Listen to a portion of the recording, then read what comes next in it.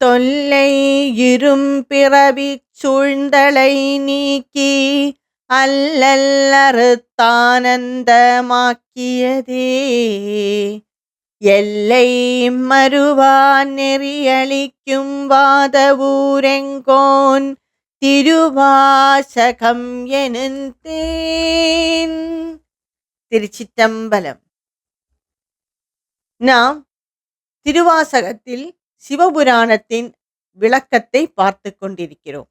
இதுவரை 86 வரிகளுக்கான விளக்கத்தை பார்த்து முடித்துள்ளோம். இந்த வீடியோவில் மீண்டும் கடைசி சில வரிகளுக்கான விளக்கத்தை பார்ப்போம். இது 87 முதல் 89 வரிகளுக்கான விளக்கம்.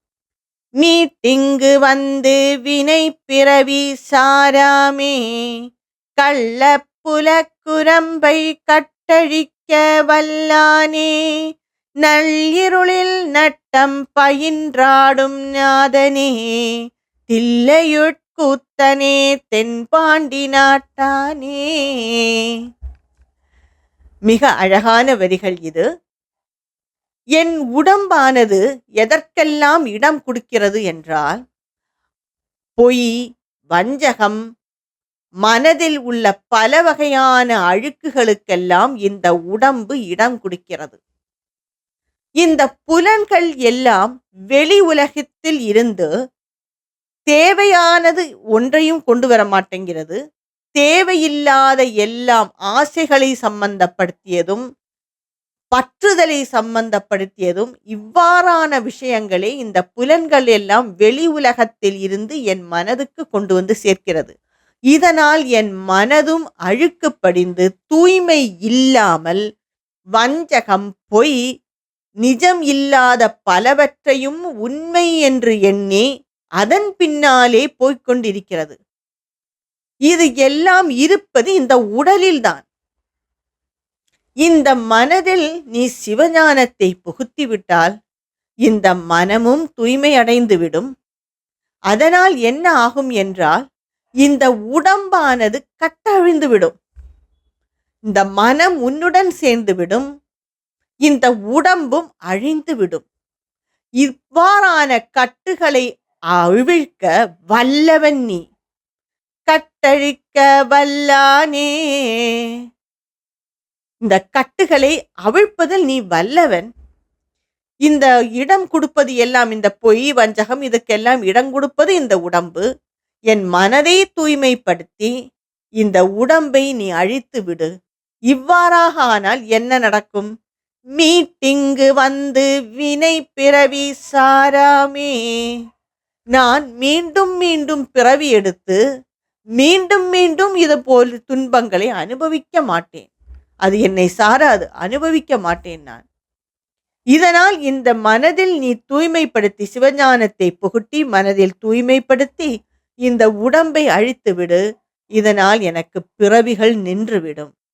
மேலும் மேலும் நான் மீண்டும் மீண்டும் நான் பிறக்க மாட்டேன். அவ்வாறான சிவனே, எப்பேற்பட்ட சிவன் நீ? நல் இருளில் நட்டம் பயின்றாடும் நாதனே. நள்ளிருளில் நட்டம் ஆடுபவன் சிவன். ஏன் அவன் நள்ளிருளில் நட்டம் ஆடுகிறான்? இந்த இருள், நள்ளிருள் என்றால் பாதி ராத்திரி, மிட் நைட் என்று கூறுவார்கள். இந்த இரவில் எல்லா ஜீவராசிகளும் உறங்கும். அது தன் சுய நிலைமையை மறந்து, இன்பமானாலும் துன்பமானாலும் அது எல்லாம் மறந்து அது நிம்மதியாக உறங்கும். அந்த உறங்கும் ஜீவன்களை பாதுகாப்பதற்காக நீ நிற்கின்றாய். நீ விழித்து கொண்டிருக்கின்றாய். நாங்கள் எல்லோரும் உறங்கும் பொழுது நீ விழித்து கொண்டிருக்கிறாய். எவ்வாறு விழித்து கொண்டிருக்கிறாய்? நாம் எல்லோரும் உறங்கும் போது நாம் போட்டிருப்போமே செக்யூரிட்டி வீடுகளில், அவர்களும் விழித்துதான் இருப்பார்கள். ஆனால் அவர்கள் முதலாளிகளை திட்டிக்கொண்டே முழித்திருப்பார்கள். தூங்கிவிட்டால், கேமராவில் பார்த்து விட்டால் அவ்வளவுதான், இன்று சம்பளம் போய்விட்டது என்று நம்மை திட்டிக்கொண்டே முழித்திருப்பார்கள். ஆனால் சிவனோ அப்படி இல்லை. அவன் விரும்பி செய்யும் செயல் அல்லவா? அதனால் அவன் ஆனந்தத்தில் நடனம் ஆடுகிறான். அவன் ஆடுவதால் தான் இந்த உலகமே ஆடுகிறது. உலகமே உயிருடன் இருக்கிறது. ஆனந்தமாக நள்ளிருவில் அவன் சந்தோஷமாக நம்மை பாதுகாக்கின்றான். அதற்கு இன்னொரு வேறு விளக்கம் சில ஆசிரியர்கள் என்ன கூறுகிறார்கள் என்றால், இந்த உலகம் அம்புடு அவனுடனே லயித்து விடும் உறக்கத்தில். நள் இருளானால் இந்த உலகம் எல்லாம் ஜீவராசிகள் எல்லாமே அவனிடம் லயித்துவிடும். நல் இருளில் நட்டம் பயின்றாடும் நாதனே, தில்லையுட்கூத்தனே தென்பாண்டி நாட்டானே. இந்த எங்கிருந்து நீ ஆடுகிறாய், எங்களை எல்லாம் பார்க்கின்றாய், காப்பாற்றுகின்றாய், சரி நீ எங்கே நிலைத்திருக்கின்றாய்? தில்லையில். ஏன் தில்லை? தில்லை என்று கூறுவது, அது ஆங்கிலத்தில் கூற வேண்டும் என்றால் சென்டர் ஆஃப் திஸ் யூனிவர்ஸ். அதாவது தில்லையில் பகவான் கனக சபையில் ஒரு காலை உயர்த்தி, அது குஞ்சித பாதம் என்று கூறுவார்கள், அந்த காலை உயர்த்தி அனுகிரகிக்கிறார். வேறு ஒரு காலை ஊன்றி இருக்கிறார். எங்கு அவர் ஊன்றி இருக்கிறாரோ அதுதான் சென்டர் ஆஃப் த யூனிவர்ஸ். அங்கு இருந்து அவர் நடனம் ஆடுகிறார். நாமே பார்த்திருப்போம், ஒரு கையில் அக்னியும் வேறொரு கையில் குடுக்கையும், ஆக்கமும் அழிவும் எல்லாம் நாதான் என்று கூறி அவர் சுழன்று சுழன்று ஆடுகிறார். அவர் ஆட ஆட இந்த பிரபஞ்சம் விரிந்து கொண்டே போகிறது. நீ தில்லையில் நடனம் ஆடுகிறார். தென் பாண்டி நாட்டானே. மதுரை என்பதே சிவனுக்கு உரியது என்று கூறலாம். பாண்டி நாடு என்பது மதுரை.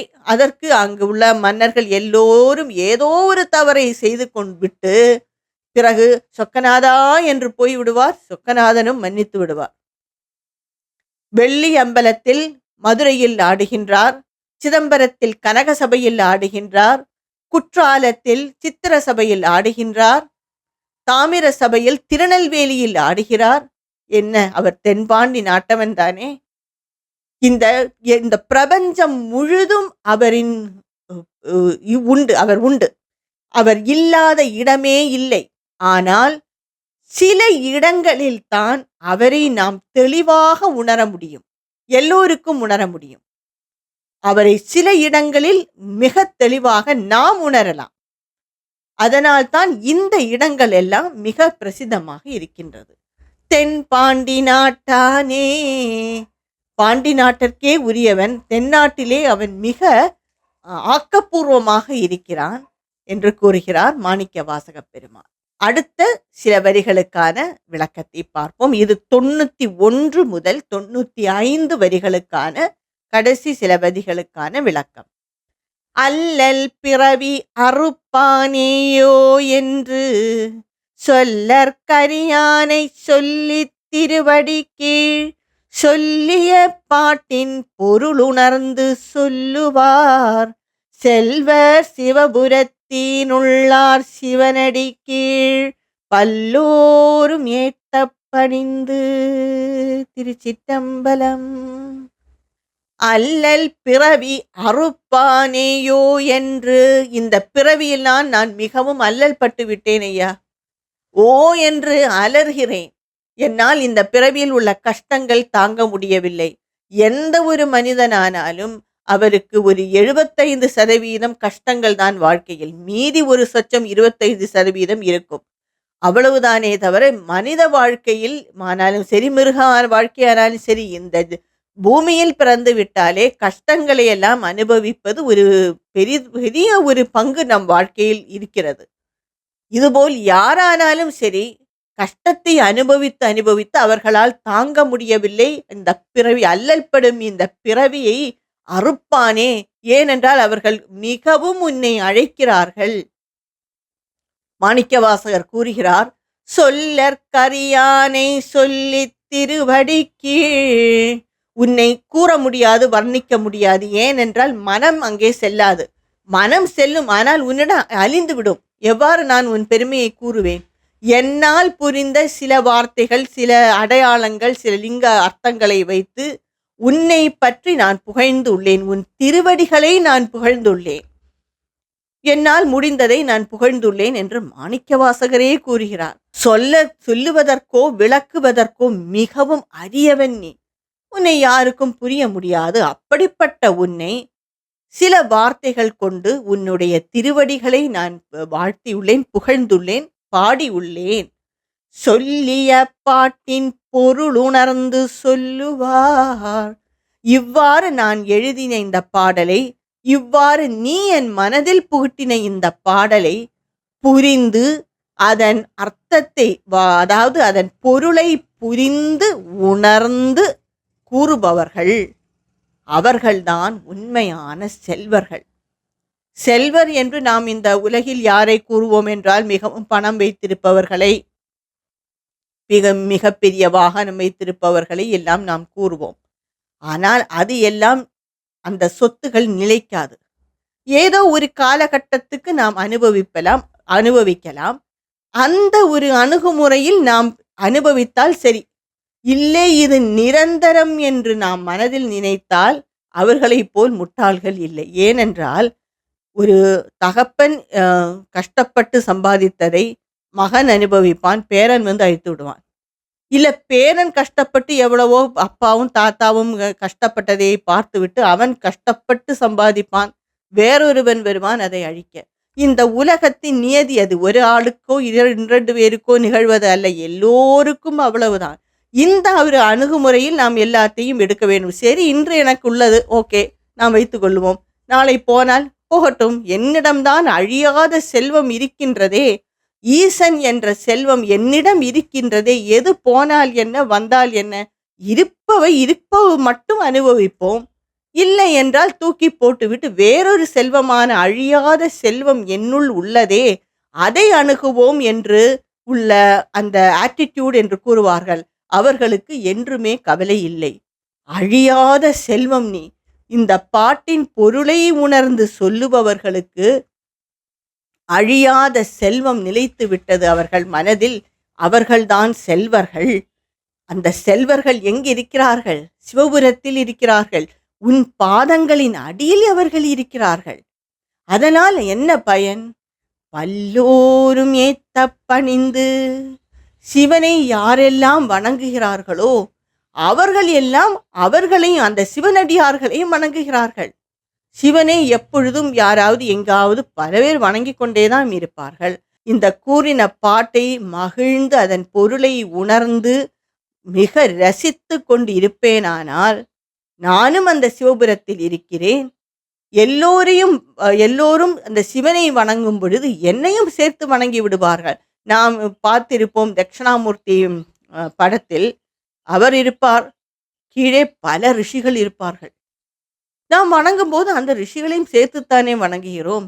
இதுபோல் சிவனை வணங்கும் பொழுது நாம் சிவனடியார்களையும் நாம் அறியாமலே சேர்த்துத்தான் வணங்குகிறோம். ஏனென்றால் அவர்கள் எல்லாரும் சிவனுடன் இருக்கிறார்கள் என்று அர்த்தம் கூறி இந்த மிக அழகான சிவபுராணம் என்னும் முதல் பாடலை, திருவாசகத்தில் உள்ள முதல் பாடலை மிக அருமையாக கூறி முடித்துள்ளார் மாணிக்கவாசகர் பெருமான். அந்த சிவனின் அருளால், அந்த சிவன் விரும்பியதால் என்னால் இந்த சிவபுராணத்தின் விளக்கத்தை கூற முடிந்தது. இதில் அடுத்த பாடல் கீர்த்தி திரு அகவல். அதை நான் அடுத்த வீடியோவில் விளக்கம் கூறுகிறேன். திருச்சிற்றம்பலம்.